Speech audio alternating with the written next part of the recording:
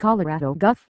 John Hickenlooper will sign legislation Wednesday that sets limits on ammunition magazines and expands background checks for firearms, marking a Democratic victory in a state where gun ownership is a treasured right and Second Amendment debate has played out in the wake of 2 mass shootings.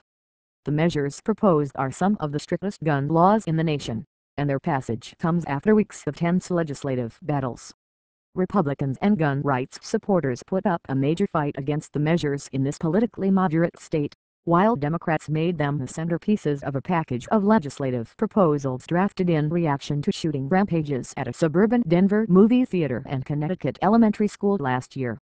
"I think it will make it more difficult for people to get guns who shouldn't have them, and that's really the goal," said Democratic Representative Beth McKenna. The expanded background checks magazine limits would reduce gun violence and have an impact during mass shootings, because they would force gunmen to reload more times, she said. "It's an interruption in the spraying of bullets." Hickenlooper spokesman Eric Brown confirmed Monday that the governor would sign the measures. Colorado's gun controls, which become effective July 1, are the first beyond the East Coast approved this year.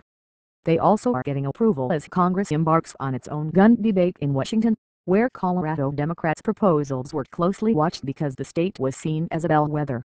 The Colorado laws include a ban on ammunition magazines that can carry more than 15 rounds, and shotgun shells.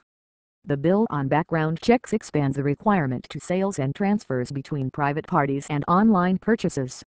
Republicans reviled both bills and argued the proposals would not prevent more shootings, but hurt law-abiding citizens' exercise of their Second Amendment rights. "We're obviously very disappointed. I think we demonstrated time and time again all of the issues associated with the magazine limits," said Republican Representative Mark Waller, the GOP leader in the House. "They're doing this without any proof that banning this is going to have any impact on public safety," he said. Republicans seemed resigned from the start that the bills would become law, though.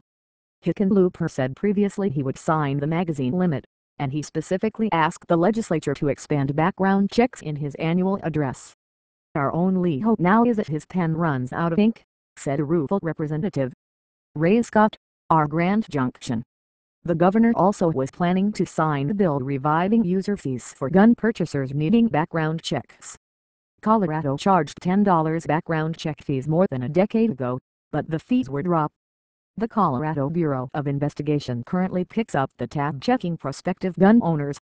The Colorado-based magazine manufacturer said it would leave the state if the new restrictions were passed, taking hundreds of jobs with it.